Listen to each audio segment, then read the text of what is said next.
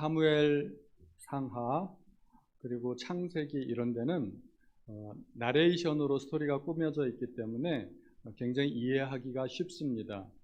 그렇다고 해서 내용이 단순한 것은 아닙니다. 깊고 심오한 진리가 얼마나 많은지 모릅니다. 사무엘서를 가지고 저에게 설교하라고 그러면 1년 내내 설교할 수 있겠어요.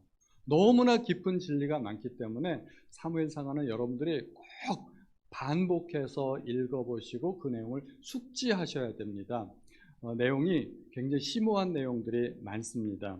먼저 우리가 사무엘을 읽다 보면 사무엘 1장 이야기가 두 여인의 이야기가 나오죠. 한나와 브닛나라는 두 여인의 이야기로 시작됩니다. 그런데 이 이야기가 두 여인의 이야기이기도 하지만 사무엘이라는 걸출한 영적인 거장이 어떻게 태어나게 되었는지를 알려주는 배경 스토리도 되고, 또 더 중요한 것은 사무엘 1장의 이야기가 사무엘상 전체 이야기의 압축판이라는 겁니다. 왜 그런지를 여러분들이 오늘 설교 말씀을 들어보시면 이해하게 됩니다. 사무엘상은 두 사람의 이야기로 처음부터 끝까지 계속해서 이어집니다. 두 여인의 이야기가 끝나고 나면 두 제사장 엘리와 사무엘 이야기가 나오고, 그 이야기가 끝나고 나면 두 왕 사울과 다윗 이야기가 나옵니다.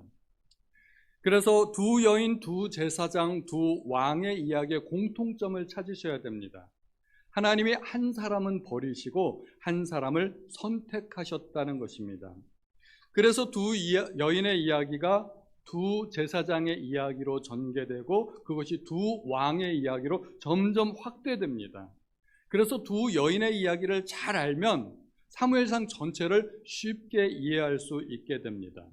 그래서 오늘은 두 여인의 이야기를 한번 보고자 하지만 그것을 통해서 사무엘상 전체 이야기를 한번 나누어 보고자 합니다.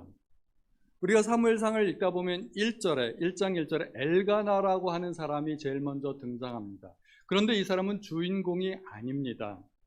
사실은 두 여인을 소개하기 위해 배경인물로 나타난 것이죠. 엘가나에게는 두 아내가 있었는데 브닛나와 한나입니다.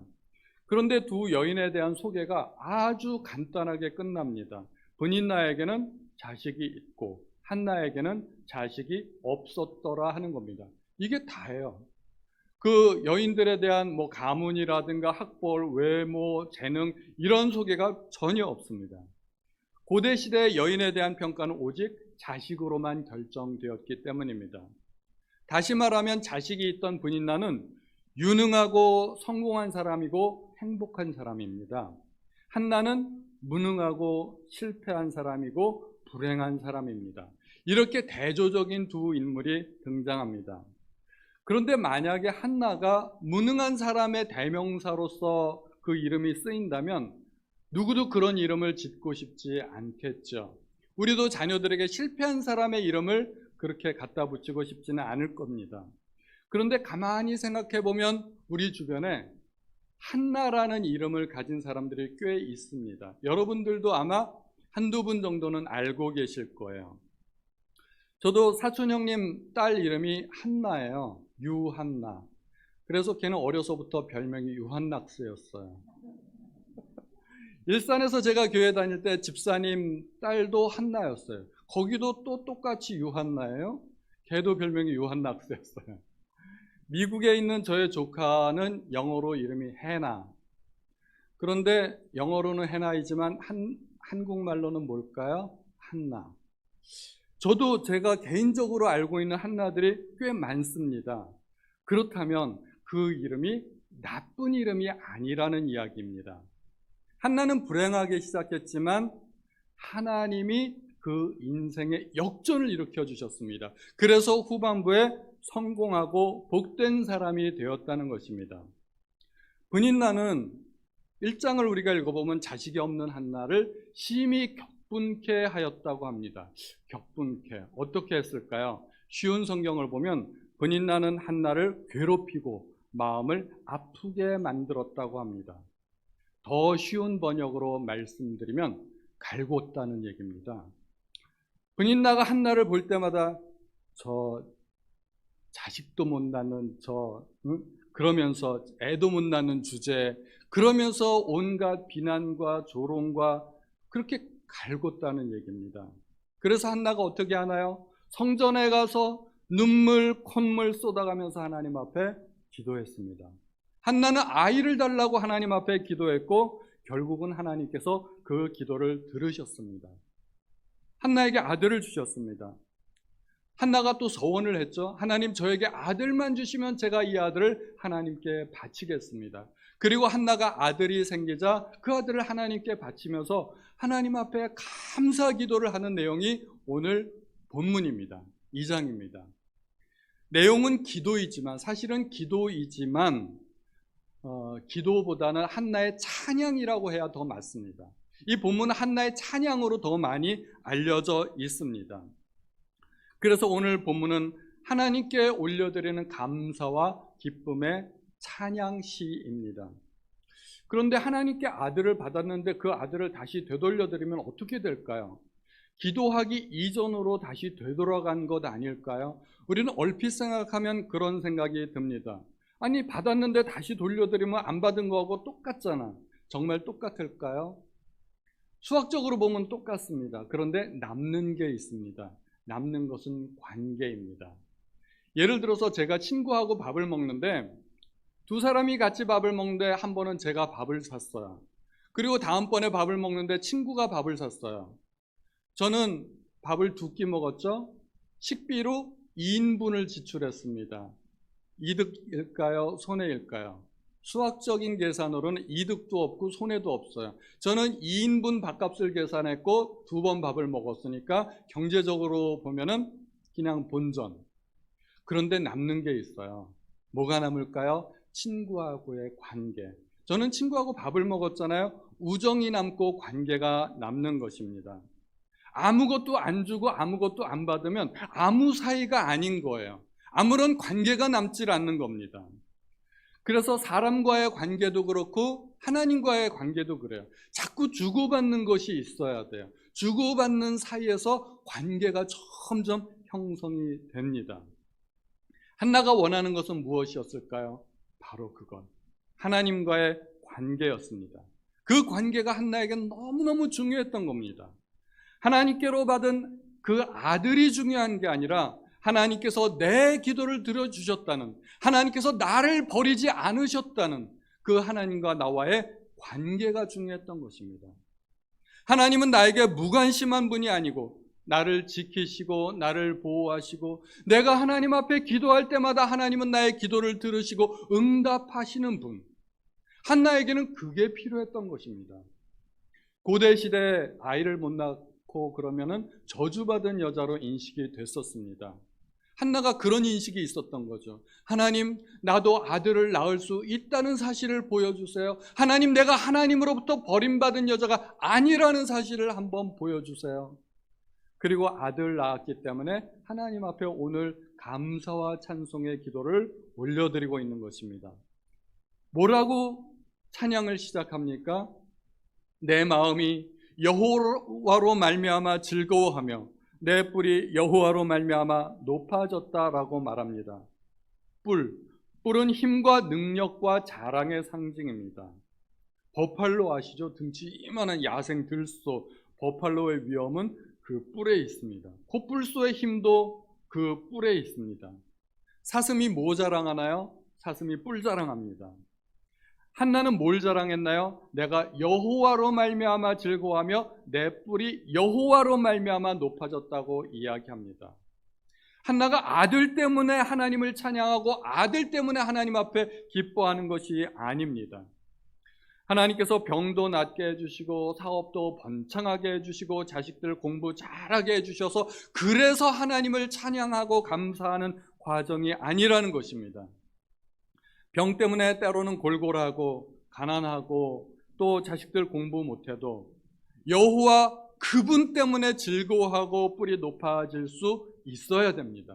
그게 진짜 신앙입니다.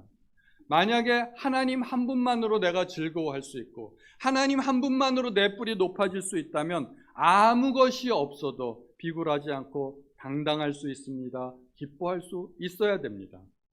그래서 바울이 내가 가난에도 처할 줄 알고 비천에 처할 줄도 알고 내가 일체의 비결을 배웠다고 이야기합니다.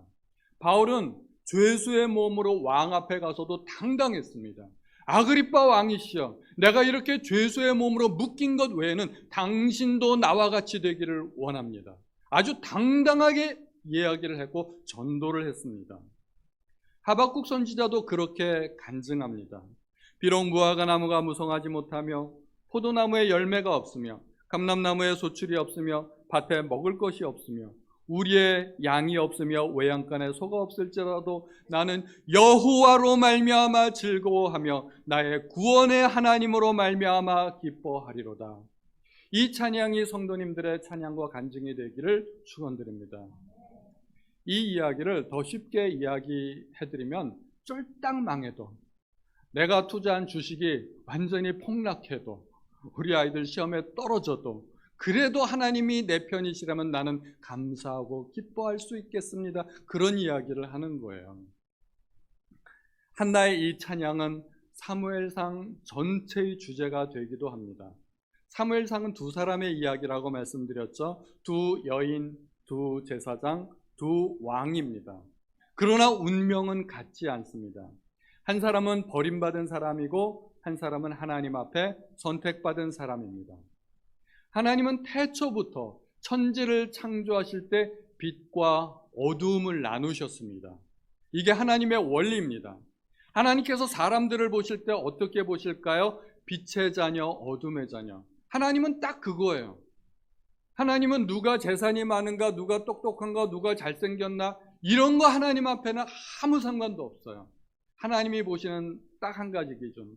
버림받은 백성인가, 선택받은 백성인가. 가인과 아벨 중에서 하나님이 가인의 제사를 받지 않으셨어요. 아벨의 제사만 받으셨습니다. 창세기부터 이 이야기가 시작됩니다. 이삭과 이스마엘 중에서 이삭이 선택받았습니다. 사라와 하갈 중에서 사라가 선택받았고 하갈은 쫓겨났습니다. 야곱과 에서 중에서 야곱만이 선택받은 백성이 되었습니다. 신약에 와서도 이 원리는 동일하게 적용이 됩니다. 두 사람이 함께 맷돌 갖다가 한 사람은 들림받고 한 사람은 버려둠을 당합니다. 두 사람이 잠을 자는데 한 사람은 들림받고 한 사람은 버려둠을 당합니다. 슬기로운 다섯 처녀는 선택받지만 미련한 다섯 처녀는 버림받습니다. 하나님의 기준이에요. 딱 두 종류밖에 없는 거예요. 사무엘상은 그 이야기를 하고 있는 것입니다. 버림받은 사람과 선택받은 사람의 이야기입니다. 그리고 우리는 어떻게 선택받는 사람이 될 수 있을지를 우리는 이 사무엘상을 통해서 배워야 됩니다. 우리는 두 사람의 비교를 통해서 오직 하나님만이 복의 근원이시고 하나님께만 권능이 있다는 사실을 배워야 됩니다. 그것을 노래하는 것이 바로 한나의 기도입니다. 한나와 브닌나는 자식이 있는 여인, 자식이 없는 여인으로 구분이 됩니다. 자식이 있는 여인은 모든 것을 다 가진 여인이에요. 그거 하나면 충분합니다. 한나는 무능하고 실패했고 불행한 여인으로 시작이 되었습니다. 그러나 하나님께 기도했고 하나님을 의지함으로 말미암아 복된 여인으로 마무리됩니다. 한나와 브닌나의 이야기가 무슨 이야기일까요? 인생 역전의 이야기입니다.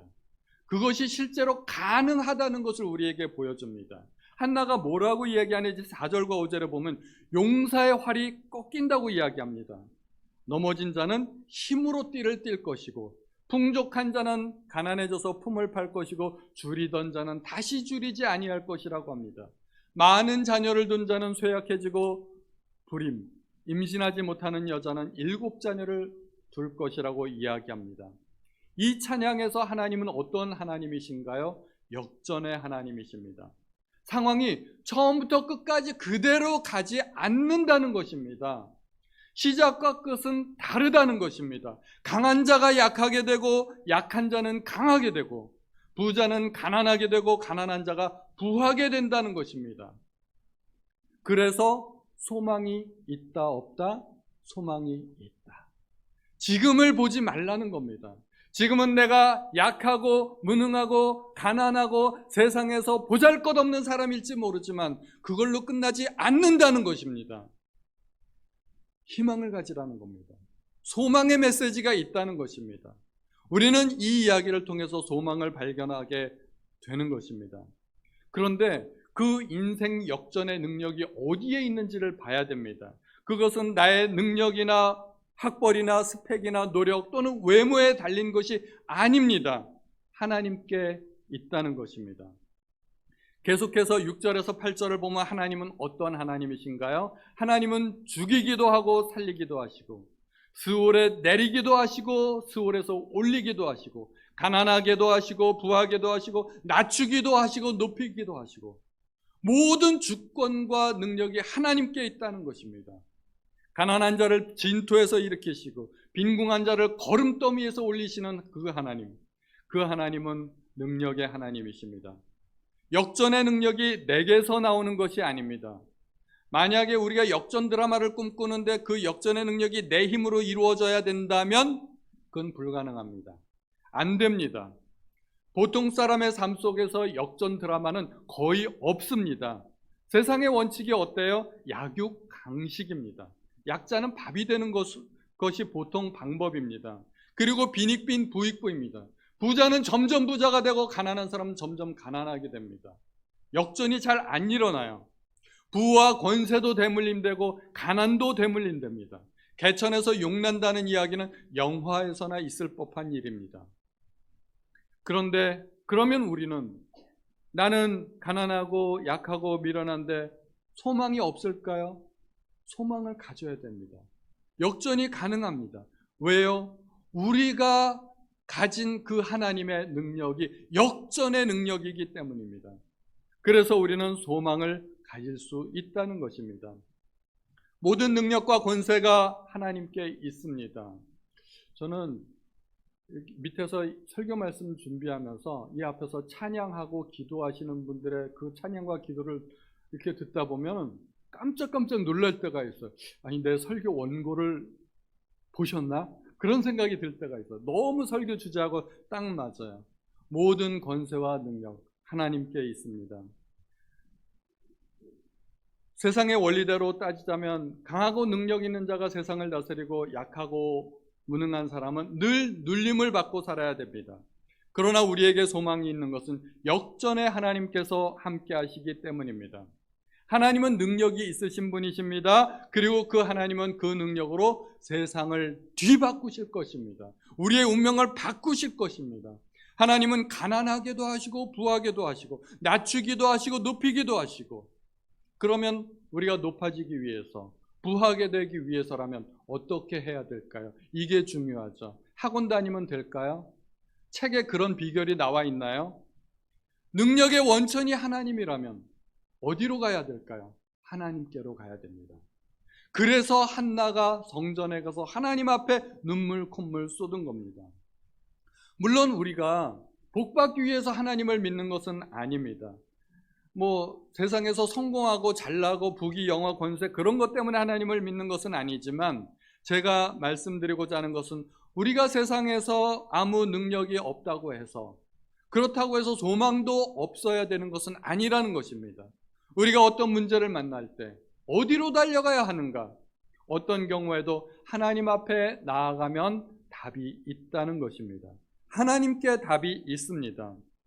한나는 자신의 능력으로 아이를 낳은 것이 아닙니다. 요즘 같으면 시험관하기라도 시도해 보겠죠. 한나는 자기가 철저하게 무능한 것을 알았습니다. 그런데 하나를 더 알았습니다. 하나님은 전능하시다는 것이죠. 전능하신 하나님 앞에서 나의 무능력은 아무 문제가 되지 않는다는 것을 한나가 알았던 것입니다. 그래서 하나님 앞에 달려갔습니다. 그런데 또 한 가지 안타까운 사실이 있습니다. 하나님은 전능하신데 정말 안타까운 일은 그 전능하신 하나님의 능력이 모든 사람의 것이 아니라는 것입니다. 하나님의 전능하심은 하나님을 믿는 사람 중에 극히 일부의 사람만이 체험합니다. 우리가 하나님을 믿으면서 하나님을 무능하다고 믿는 사람이 있나요? 우리가 하나님을 믿는다면 하나님은 전능하신 하나님이고, 하나님은 태초부터 천지를 창조하신 하나님이시고 죽은 자를 살리시는 하나님이시고 다 믿어요. 다 믿는데, 하나님의 전능하심을 믿는데 나는 무능하게 살아요. 세상 사람들과 똑같이 살아요. 우리 아버지는 재벌이신데 나는 먹을 것이 없어서 쫄쫄 굶고 있어요. 이것이 오늘날 우리 그리스도인들의 모습이 아니냐 하는 것입니다. 하나님은 전능하신데, 능력이 많으신데, 그러면 뭐가 이슈가 될까요? 그 하나님의 능력을 어떻게 내가 끌어오느냐, 그것이 중요한 문제가 되지 않겠습니까? 그 비결이 있습니다. 그 비결은 하나님을 존중히 여기는 것입니다. 그 이야기를 하나님께서 엘리와 사무엘을 통해서 보여주십니다. 엘리와 사무엘은 하나님께 버림받은 제사장과 쓰임받은 제사장으로 나타납니다. 엘리는 왜 하나님께 버림을 받았을까요? 여러분들이 사무엘상 2장 30절을 찾아서 그 뒷부분에다 빨간 줄로 두껍게 밑줄을 그어주시기 바랍니다. 나를 존중히 여기는 자를 내가 존중히 여기고 나를 멸시하는 자를 내가 경멸하리라.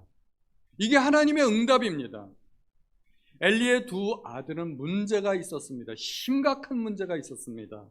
제사와 성전에 대한 태도에 문제가 있었습니다. 아들들이 제사를 멸시하고 하나님께 제물을 드리기도 전에 갈고리를 가지고 솥에서 고기를 찍어내가지고 하나님께 아직 바쳐지지도 않았는데 이거는 제사장의 몫이 하고서 꺼내갔다는 것입니다. 우리 제사장은 삶은 고기 안 좋아해, 육회를 좋아하시니까 날거 꺼내가겠어. 이게 엘리 두 아들의 문제였습니다. 또 아들들이 성전에서 수종드는 여인들과 불륜의 관계를 맺었음에도 불구하고 엘리는 아들들을 책망하지 않았습니다. 그것은 하나님을 멸시하는 행동이었습니다. 제사와 성전. 결국 엘리와 두 아들은 같은 날 죽임을 당하게 됩니다. 이스라엘 백성치고 대놓고 하나님을 멸시하는 사람은 없습니다. 그렇게 하나님을 무시하는 말을 하는 사람은 없습니다. 하나님을 존중하거나 멸시한다는 것은 제사에 대한 태도, 성전에 대한 태도가 그것을 결정합니다. 제사와 성전은 신약에 와서 예배와 교회를 의미합니다. 우리도 마찬가지죠. 명색이 성도라 하는 사람이 대놓고 하나님을 향해서 욕하거나 무시하는 발언을 하지는 않습니다. 하나님을 존중하거나 멸시한다는 것은 예배에 대한 태도가 결정이 됩니다. 예배를 소중히 여기는 것이 하나님을 존중히 여기는 것입니다. 예배를 아무렇지 않게 생각하고 기분 내키는 대로 오늘은 컨디션이 좀 안 좋은데 그냥 빠질까? 아무렇지 않게 생각한다면 그것이 하나님을 대하는 태도가 될 수 있는 것입니다. 예배에 참석하기 전에 미리부터 자기를 준비하고 자신의 몸과 마음을 준비하고 예배에 참석하기 위해 가장 좋은 옷을 입고 최선의 준비를 하고 자기 자신을 꾸미는 것, 이것은 예배를 소중히 여기기 때문입니다. 하나님을 존중히 여기기 때문에 예배를 소중히 여기는 것입니다. 우리가 주일 예배를 정말 소중히 여긴다면 토요일 저녁부터 자기 관리에 들어갈 것을 여러분들에게 추천드립니다. 토요일 밤늦게까지 영화 보고 게임하고 친구들 만나고 그리고 나서 주일 예배에서 맨정신으로 올바로 하나님을 찬양하고 예배할 수 있을까요? 수험생을 한번 생각해 보셨으면 좋겠습니다. 수험생이 내일이 바로 수능 시험일인데 오늘 밤늦게까지 친구들 만나고 게임하고 놀고 그럴 수 있을까요? 수능 전날은 수능생들은 아주 바짝 긴장하기 때문에 자기 관리를 철저하게 해야 됩니다. 운동선수들도 내일 중요한 시합이 있을 때 오늘부터 최상의 컨디션을 유지하기 위해 몸 관리를 합니다. 힘든 일 하지 않고 음식도 아무거나 먹지 않고 자기 몸 관리를 철저하게 합니다. 예술가들도 마찬가지죠.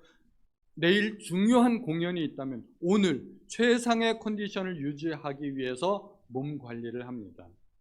유대인들은 토요일이 안식일인데 금요일 오후 3시가 되면 장사도 다 접고 자판에 내놨던 걸 아무나 가져가라고 그냥 내버려두고 그냥 접어들고 직장인들은 그 시간이 되면 다 퇴근한다고 합니다. 제가 들은 이야기 한번 말씀드렸던 것 같은데 유대인의 관습을 잘 알고 예루살렘을 여행해야 됩니다. 제가 아는 분이 예루살렘에 여행했다가 안식일 직전인데 버스 기사가 3시가 됐는데 길가에다 차를 세워놓고 다 내리라고 합니다. 그리고 자기도 퇴근해야 된다고. 그리고 길가에다 차 세워놓고 자기는 퇴근해버립니다. 아니 갈 곳은 아직도 멀었는데 대중교통이 완전히 정지가 된 겁니다. 어떻게 해야 될까요? 곤란한 상황이 닥칠 수 있습니다. 유대인들이 그렇게 살아간다는 것입니다. 우리도 일주일의 하루는 주님의 날입니다. 주님이 그 날을 소중히 여기신다면 우리도 그 날을 소중히 여겨야 됩니다. 하나님과 의견을 같이 해야 됩니다. 주님은 안식일 계명을 10계명 속에 넣어두셨습니다. 10계명은 모든 율법 중에 정점 아닙니까? 최고입니다. 가장 기본이 되는 계명이 10계명입니다. 10계명 중에 우리가 어겨도 되는 계명은 단 하나도 없습니다. 구약에서는 안식일이 하나님의 날이지만 신약에서는 주일이 하나님의 날입니다. 우리가 주일이라고 부르지 않습니까? 그래서 우리는 주일을 소중히 여겨야 됩니다. 이래서 빠지고 저래서 빠지고 장가 가기 때문에 못 가겠소, 내 소를 샀기 때문에 못 가겠소, 농가밭에 나가서 일을 해야 되기 때문에 못 가겠소, 온갖 핑계를 다 빼고 오늘은 컨디션이 안 좋아서 그런다면은 주일 예배를 온전히 드리지 못하게 됩니다. 그것은 하나님을 존중히 여기는 것이 아닙니다. 주일을 온전히 지킨다는 것은 무슨 뜻일까요? 주일에 교회 가서 한 2시간쯤 예배 드리고 오면 주일을 온전히 지키는 것일까요? 주일 예배를 드리는 것과 주일 성수를 하는 것은 같지 않습니다. 주일을 지킨다는 것은 유대인들을 생각해 보시면 됩니다. 주일에 나의 모든 사적인 약속과 오락과 레저를 포기하는 겁니다. 단순히 주일 예배를 드린다고 해서 내가 할 일 다 했다고, 의무 끝났다고 생각하시면 안 된다는 것입니다. 직장과 학교까지는 그렇다 치더라도 특별히 건강상의 이유가 없다면 적어도 내가 선택할 수 있는 것이라면 교회와 교회의 모든 행사가 우선이어야 됩니다. 만일 주일에 예배 후에 식사도 있고 구역 모임도 있고 또 경우에 따라 세미나도 있고 회의도 있고 각종 행사가 있다면 내 모든 스케줄이 교회 행사보다 우선일 수는 없습니다. 그것은 하나님을 존중히 여기는 태도가 아닙니다. 하나님을 존중히 여긴다는 것은 마음속에만 나 하나님 사랑해요 그게 아닙니다. 우선순위가 바뀌어야 됩니다. 내가 할 일 다 하고 남는 시간에 하나님 예배드리고 내가 쓸 돈 다 쓰고 남는 돈이 있으면 하나님 앞에 헌금한다는 것은 하나님이 우선순위에 있어서 맨 마지막에 차지하는 겁니다. 그것은 하나님을 소중히 여기는 태도가 아닙니다. 하나님을 존중히 여긴다는 것은 하나님이 내 삶 속에서 최우선순위에 차지하고 있어야 됩니다. 그것이 시간이든 재물이든 무엇이든. 교회를 소중히 여기는 태도도 동일합니다. 우리가 정말 교회를 소중히 여긴다면 교회의 유익을 위해서 내가 할 수 있는 일이 무엇인가를 찾을 수 있어야 됩니다. 교회를 위해서 희생하고 헌신할 수 있다면 하나님께서 기쁘게 받으실 것입니다. 교회가 나에게 유익이 되나 안 되나 그것만을 따지고 있다면 그것은 교회를 이용하고자 하는 것이지 하나님을 존중히 여기는 태도가 아닙니다. 정말 교회를 소중히 생각하신다면 교회가 어려울 때 힘이 되어 주실 수 있어야 됩니다. 교회를 소중히 여긴다면 교회의 모든 행사가 내 우선순위 안에 들어올 수 있어야 합니다. 홈리와 비느하스가 가졌던 태도, 제사와 성전을 멸시했습니다. 그런데 하나님은 그들이 나 여호와를 멸시하고 경멸했기 때문에 내가 그들을 멸시하고 경멸한다고 말씀하시는 것입니다. 그래서 그들은 하나님께 벌을 받았습니다. 하나님을 존중히 여긴다는 것은 특별히 또 순종을 의미합니다. 어린 사무엘이 하나님의 음성을 들었을 때 엘리는 어떻게 해야 하는지를 사무엘에게 알려주었습니다. 그리고 사무엘은 어린 나이에 그렇게 했습니다. 여호와께서 임하여 서서 전과 같이 사무엘아 사무엘아 부르시는지라 사무엘이 이르되 말씀하옵소서 주의 종이 듣겠나이다. 여러분 여기도 밑줄 쫙 그셔야 돼요. 말씀하옵소서 주의 종이 듣겠나이다. 엘리는 하나님께서 부르셨을 때 어떻게 해야 하는지도 알았고 사무엘에게 그렇게 가르쳐 주었는데 자기는 정작 그렇게 하지 않았어요. 주의 종이 듣겠나이다. 여기서 듣는다는 말은 경청한다는 의미도 있고 순종한다는 의미가 있습니다. 두 가지 의미가 있습니다. 하나님께서 말씀하실 때 그 말씀을 귀로 경청해야 됩니다. 행동으로 순종해야 됩니다. 그것이 하나님을 존중히 여기는 것입니다. 그래서 하나님을 존중히 여겼던 한 사람과 존중히 여기지 않았던 한 사람, 순종과 불순종의 두 샘플을 하나님께서 들어주시기 위해서 사울과 다윗을 또 보여주십니다. 사울은 불순종의 사람이고 다윗은 순종의 사람으로 쓰임받습니다. 사울이 왜 버림받았나요?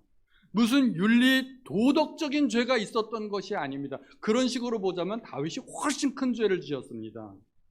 사울이 버림받은 것은 하나님의 명령에 순종하지 않았기 때문에. 인간적으로 보면요, 사울 요만큼도 잘못한 게 없습니다. 문제는 불순종이었습니다. 처음에 블레셋과 전쟁이 있었을 때 사울은 사무엘을 기다렸어야 했는데 기다리지 않았습니다. 그래서 1차 죄를 지었습니다. 그것은 사울의 월권 행위를 나타내는 것이죠. 그런데 하나님은 두 번째 사명을 또 주셨습니다. 아말렉을 진멸하는 것입니다. 하나님께서 사명을 주셨다는 것은 아직 완전히 버리지 않았다는 것입니다. 찬스를 또 한 번 주시는 것입니다. 그래, 그때는 그럴만도 했지. 하나님께서 일종의 정상 참작을 해주시는 것입니다. 그래, 그때는 좀 다급했지. 어쩔 수 없었겠지. 내가 한 번 기회를 더 줄게. 아말렉을 진멸해. 그래서 사울은 아말렉과 전쟁을 해서 이겼습니다. 그런데 이번에는 상황이 첫 번째와 완전히 다릅니다. 사울에게 부득이한 상황이 전혀 없다는 것입니다. 사울이 하나님의 명령을 불순종해야 할 만한 이유가 없었다는 것입니다. 전쟁에 이겼습니다. 진멸하면 됩니다. 그런데 진멸 안 했습니다. 이때 하나님께서 사무엘 선지자를 통해서 하신 또 유명한 말씀이 있죠. 사무엘상하는 온갖 요절로도 가득 차 있으니까 줄 쫙쫙 그으셔야 됩니다. 사무엘상 15장 22절, 이것도 찾아서 밑줄 그으시기 바랍니다. 사무엘이 이르시되 여호와께서 번제와 다른 제사를 그의 목소리를 청종하는 것 같이 하는 것을 좋아하심같이 좋아하시겠나이까? 순종이 제사보다 낫고 듣는 것이 순양의 기름보다 나으니. 유명한 말씀입니다. 순종이 제사보다 낫고 듣는 것이 순양의 기름보다 낫습니다. 이것이 결정적인 계기가 되어서 사울은 하나님께 버림받습니다. 반면에 다윗은 순종의 사람이기 때문에 하나님께서 선택하시고 왕으로 택함을 받습니다. 다윗은 하나님의 마음에 합한 사람이었습니다. 왜요? 골리앗을 때려 죽였기 때문에. 다윗이 골리앗 때려 죽이기 이전에 이미 다윗은 하나님으로부터 기름 부음을 받았습니다. 사무엘이 왕의 후보를 결정하기 위해 이새의 집에 갔을 때 다윗은 양을 치고 있었습니다. 이새가 다른 아들들은 다 불러 모으고 다윗에게 너는 양이나 치고 있어 했을 때도 다윗은 아버지의 명령에 순종했던 사람입니다. 하나님은 그 다윗을 기뻐하셨던 것입니다. 이새가 형들에게 도시락 갖다 주라고 했을 때도 다윗은 한 에바의 볶음 곡식, 약 22리터 정도 되는 곡식입니다. 또 떡 10덩이, 치즈 10덩이. 치즈가 뭐 요만한 치즈가 아니에요. 한 덩이가 뭐 이만한 그런 치즈입니다. 그거를 메고 지고 베들레헴에서 엘라 골짜기까지 20여 킬로미터를 걸어갑니다. 다윗의 이 순종하는 태도가 하나님께 그대로 옮겨가는 것이죠. 우리가 사무엘상을 통해서 두 사람의 이야기를 볼 수 있어야 됩니다. 한나와 브닌나의 이야기에서 한나는 불행한 여인으로 시작되었지만 하나님의 능력으로 인생 역전을 경험합니다. 엘리와 사무엘 이야기에서 하나님은 어떤 사람을 택하십니까? 하나님을 존중히 여기는 자를 하나님께서 선택하십니다. 사울과 다윗 이야기에서 하나님은 순종하는 사람을 선택하십니다. 한나는 기도의 여인이기도 했지만 또 찬양의 여인이기도 합니다. 오늘 본문은 찬양이 주된 내용인데 사무엘 전체의 주제라고 해도 과언이 아닙니다. 두 사람의 인생을 주의해서 보시기 바랍니다. 한나의 찬양을 잘 들어보면 하나님은 역전의 하나님이십니다. 한나는 그 하나님을 체험했습니다. 여러분도 혹시 인생 역전을 꿈꾸고 계신가요? 한나처럼 기도하시기 바랍니다.